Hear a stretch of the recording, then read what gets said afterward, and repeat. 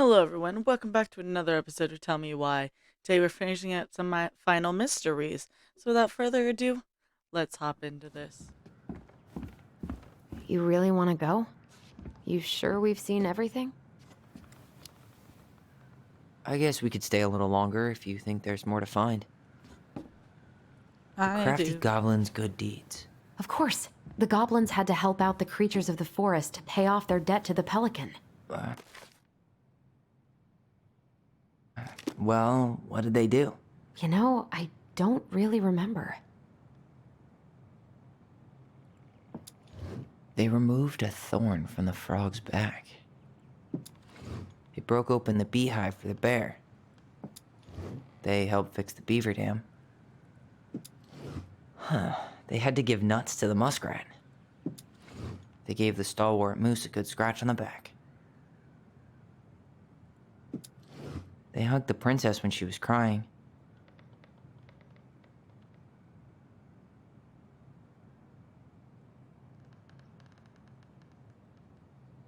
Hmm.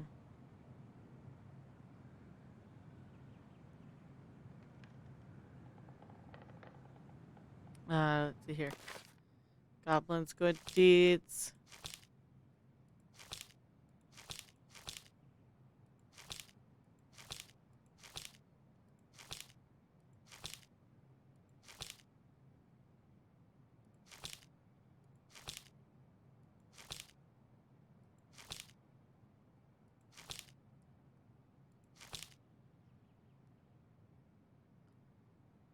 Once upon a time, in a deep and ancient forest, lived a pair of crafty goblins and cave below in a big wooden house. They lived a wise princess who shared so much food with them she, as she was able, but it was never quite enough.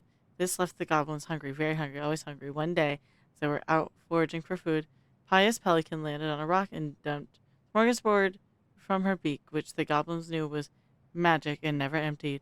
There was king crab in red, blue, and gold scarlet, veiny blue shrimp, pink-shelled scallops, oblong brown clams, purple spiny urchins, and even one prickly and sea cucumber. The food just kept coming. They watched the pelican eat one clam and then took a nap. Do you think she would mind if we took just a little? Asked the goblin to another. Her beak never empties. She won't possibly miss a couple crabs, said the second one, licking his lips. They agreed, so they crept over for some crab and ran. The goblin scarfed the crabs, but when they finished, they found that they were still hungry. She won't miss a handful of shrimp, said the goblin to one another. The goblin scarfed the shrimp. When they finished, they found they were still hungry. Maybe also a few scallops, said one goblin to the other. The goblin scarfed scallops, and when they were finished, they found that they were still hungry. So they went back for clams, then the urchins, finally the sea cucumber. Finally, they were not hungry, but there was also nothing left. Just then, Pelican woke up. "What happened to my food?" she asked. Unable to lie about it, the goblins confessed their crime. Pelican was dismayed, but she was charitable hearted bird, and she would collect the crafty goblins were growing creatures. "Goblins," said the pious Pelican, "I'll share my food with you, but you must in return follow my example and be generous with others as I am with you. Take to heart, and I will have considered your debt repaid." "But we have nothing to give," the goblin said. "You have your nimble hands and your crafty brains, your loving hearts," said the pelican. The crafty goblins realized how much they had to give. For the rest of the day, they looked for ways to help other creatures in the forest. They found the stalwart moose snuggling an itchy, hard-to-reach spot on his back, so they climbed up his climbed up and gave it a good scratching. Next, they helped the old bear who could not get the honey out of a narrow beehive. They climbed up on the rock of a tree with the hive and then dropped it and cracking it open. Finally, they found the princess crying over a loss she would not speak about, so they wrapped up their little arms around her and gave her a big, big hug. When they were done, they returned to the pious pelican. "Did it feel good being as generous as I am?" asked the pelican. "It did," said the goblins. "I'm glad," said the pelican. "We have a problem that we can't solve on our own, but if it ever goes about with generosity in our hearts, then there is always someone on hand to help. But we all must commit to do, or there may be no one to help you when you need it." This made sense to the goblins, and they thanked the pious pelican for the food and the lesson. Of course, by this time, they're hungry again, and that remained an ongoing problem until the day Sowert Moose taught them to fish. But that's another story. That's pious pelican. Okay, so that, uh, Actually, I'm not sure. They gave her a hug. We did not feed, Wait, and we did not thorn. or not. Nailed Nice. it. Our lives would have been so different if their friendship hadn't gone to shit. Pelican Crossing is a specialty gift boutique located near the Ocean Glacier, catering to Gashuan Channel tourists as well as Delish Crossing locals. Specialized in assortment of high-quality products from home accessories and handmade souvenirs to personalized apparel and locally made art. The Pelican Crossing will be the first store to act as a relay between the buzzing arts and crafts scene and customers. In addition to a wide array of novelty to handcrafted products, the consumer will enjoy friendly and knowledgeable customer service from Vinci store co-owner Tessa Vinci and up-and-coming artist Mary Ann Rowan. This business plan is prepared to obtain financing the amount of $20,000, purchase inventory, and help cover expenses in the first year of operations. In year 1, the Pelican Crossing plans to break even in year 2. We plan to generate a moderate profit. When during on the exclusive summary part on burn plan test. Ooh, The very old beaver's repair list. That's the story where the princess's house gets damaged by a storm and the animals help her fix it. Yeah. What did they do to fix it again? Once upon a time, in an ancient deep forest, there lived a wise princess in a big wooden house. One night, a particularly violent storm took the house, shook the shingles on the roof and the planks in the walls. It even shook the beams on which the house stood, blowing the whole thing near to the ground. The princess hid in a closet, fearing the house would come down on her as she slept. In the morning, the house was still standing, but it was badly damaged. The storm had blown shingles off the roof and planks off the walls, even bent a post upon which the house stood. First 2 things she could fix, but the last concerned her. What will I do? Despaired the wise princess, for though she knew many things, she did not know how to fix the big wooden house. Just then, Old Bear came by to see if the princess had any trouble in the storm. When he found her nailing planks back into place, he said, "Stop, princess, let me do that for you."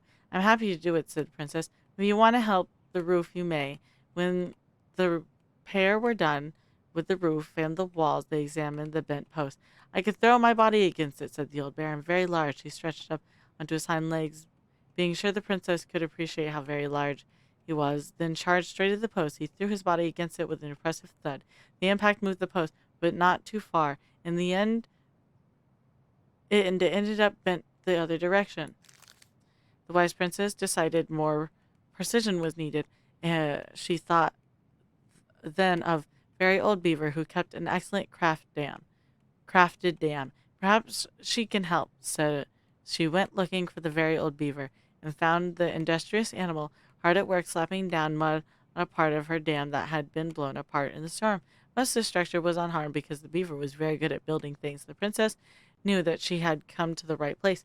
"Beaver," she said, "my house was damaged in the storm. Would you help me fix it?" "I believe I could do that, yes," said the very old beaver. She paused at her own, fixing her own den, followed the princess. The very old beaver examined the big wooden house and nodded. "It will be an easy fix," she said. She set about righting the post with a loud slap of her tail. When she was done, the wise princess stroked the beaver's head.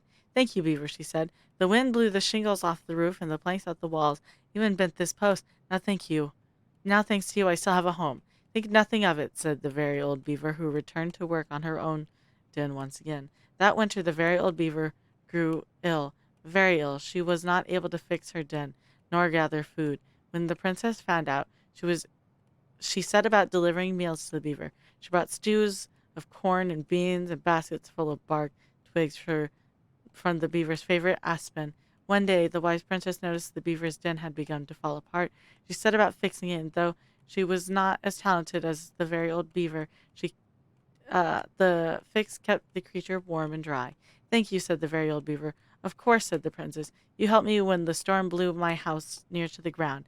Thank you. I still have a home, and I am happy to do the same." The princess continued to nurse the old beaver until the day she came to the dam, and the forest was still. No birds sang, no branches rustled, no small things skittered within the underbrush. "Oh," said the princess, staring sadly at the dam, for she knew the old beaver had passed on.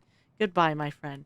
And this is how the very old beaver saved the big wooden house how the princess repaid her kindness.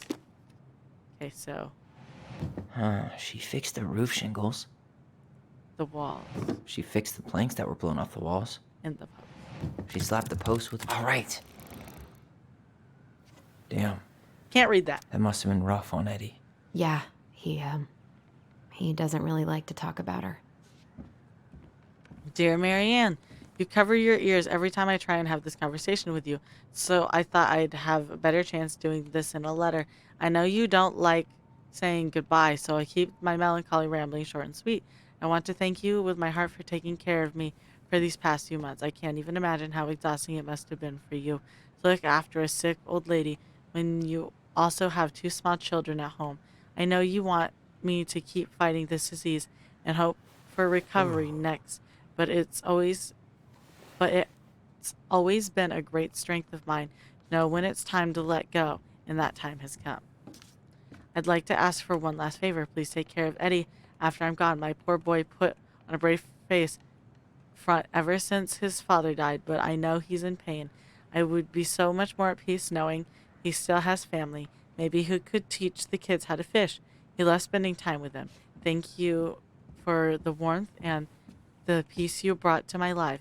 Give the kids a kiss for me, will you? Carol. Ooh, sad times. The old bear's gifts for the princess. I'm totally blanking on that story. What did he give her again? Why don't we open up the book and check? Yeah. The bear and the princess. Once upon a time in an ancient deep forest, the old bear stood on a bank, river swimming salmon on their way to the spawning grounds. Just as he'd gotten his paws on a particularly fat one, he heard a woman shouting for help. He considered simply eating the salmon.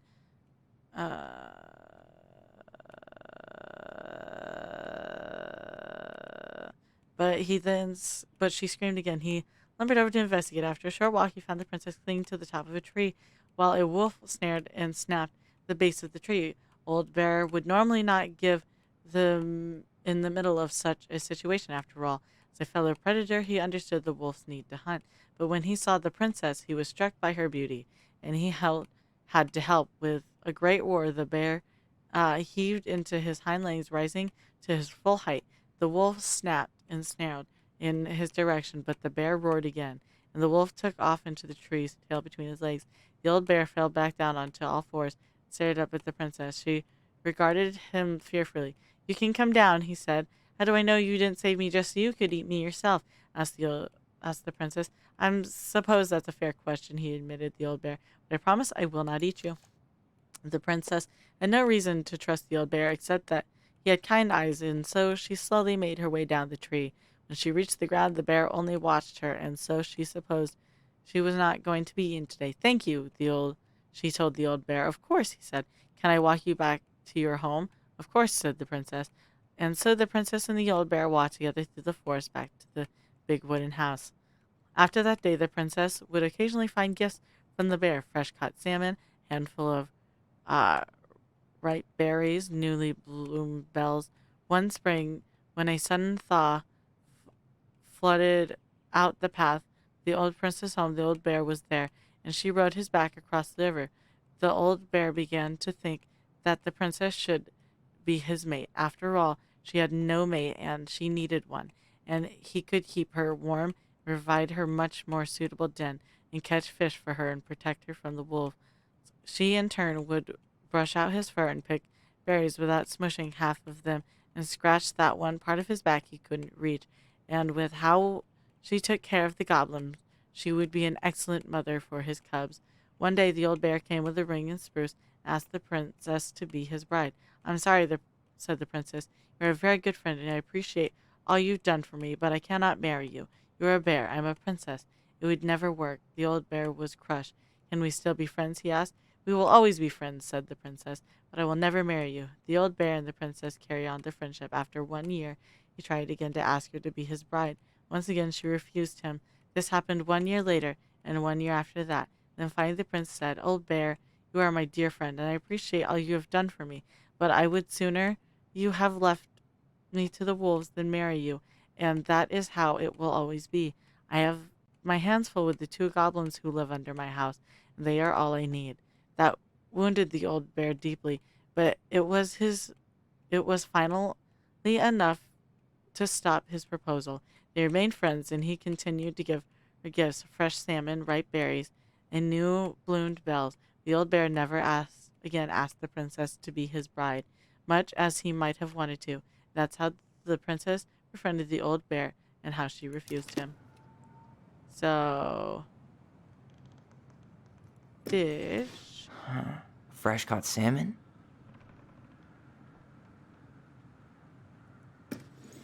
Some Bear. roses, maybe? No. Maybe not. Hazelnuts? Maybe not. A handful of ripe berries? Uh-huh. A newly bloomed bluebell? Thank you. Nice. Man, he had it bad. Just couldn't let go. Sorry for the note under the door like a prison inmate. You okay? I stopped by and rang a couple of times this week, but you didn't answer. I could see the light on in the hayloft, so I figured you were in but didn't want to talk. I hope I didn't ruin everything. I know I probably came on kind of strong, but the thing is, I don't know how to talk to a woman like you. You are strong and kind, and you only know so much. It's hard for me to know how to keep up. I guess all that went to my head. But I want you to know I got the message, and I'm going to get out of your hair now. And there doesn't need to be any bad feelings. We can pass in the street and say hello or not. It's okay. P.S. Notice your car was leaking. I put some sealant in there. You might need to take it into the shop, though. Let me know if you want me to come with you, because sometimes the guys try and rip you off. It's not a big deal, Sam. Sam really isn't their father. The crafty goblin's loot. That's from The Princess and the Two Thieves. I drew the original. And I distinctly remember drawing that cake, which is arguably the best part of that illustration. All right, Picasso. Then you probably remember what the goblins stole in that story, huh?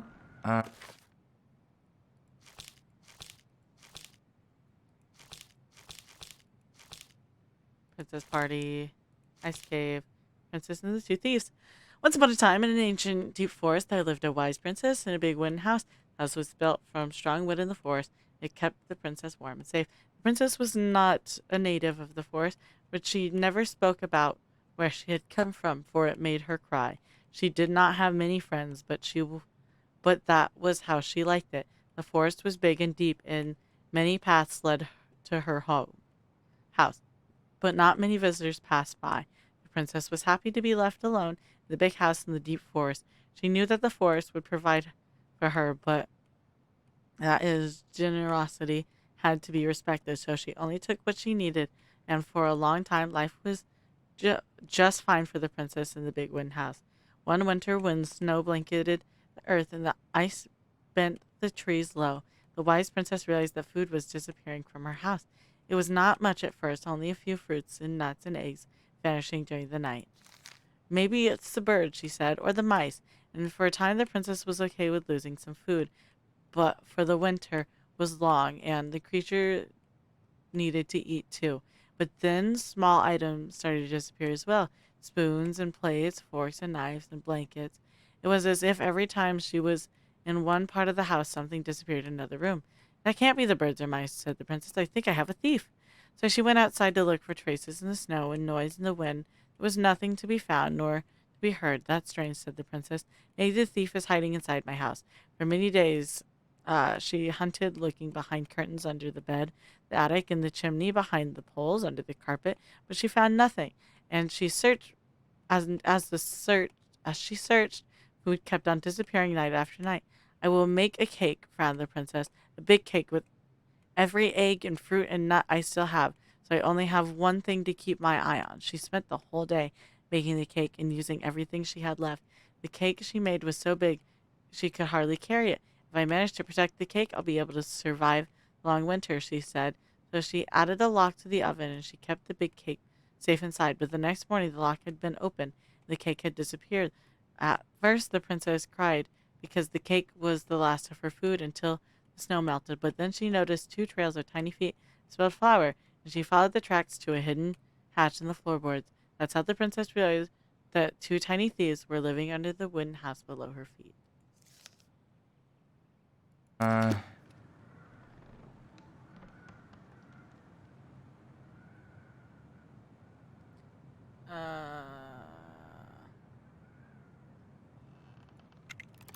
Some flour for the cake, maybe? No. Actually, I'm Spoons. not sure. What if they took some spoons? Fruit. Maybe they took some of the princess's fruit? Cake. I'm pretty sure they stole some eggs. Ha! That's it. I always wondered where that drawing went. She Oh. said it was her favorite, and then one day it just disappeared. Guess I didn't have a big long thing to read this time. There's that. That's done. I think I solved everything. I have to go back and look for the bear, though. I wish she just explained all this to us. You really want to go? You sure we've seen everything? Yeah. Yeah. Either way, I'm ready for this to be over. Me too. To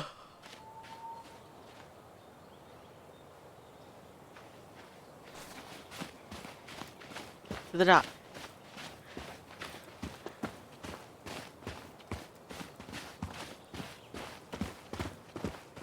What are we waiting for? I want to know who was here that night. We are going. Let's try and remember who Marianne was arguing with.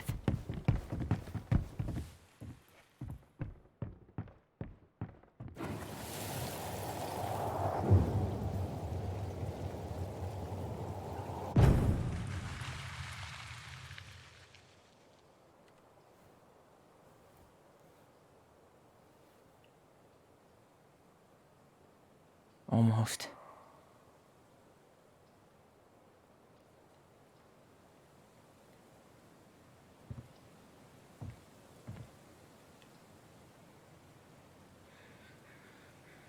Tom? Tom Vecchi is our father? Of course. It had to be him. Tessa knew, didn't she? Yeah, she must have. It's what she didn't want to tell us. God, Marianne and Tom? I know. What should we do now? Yeah, call him out here and make him tell us what was going on. And if he won't? We know his secret. He will. Tom? It's Allison. We need to talk. We know it was you. Ooh. I'm guessing the tree is where she buried the kid. I hope you enjoyed today's video, and if you did, remember to hit like and subscribe. We'll probably have one more video, so make sure to come back for that. So without further ado, I hope you had a good day, and I'll see y'all next time. Bye-bye. If I lay down and I play dead and I stay dead, maybe you'll get sick of being the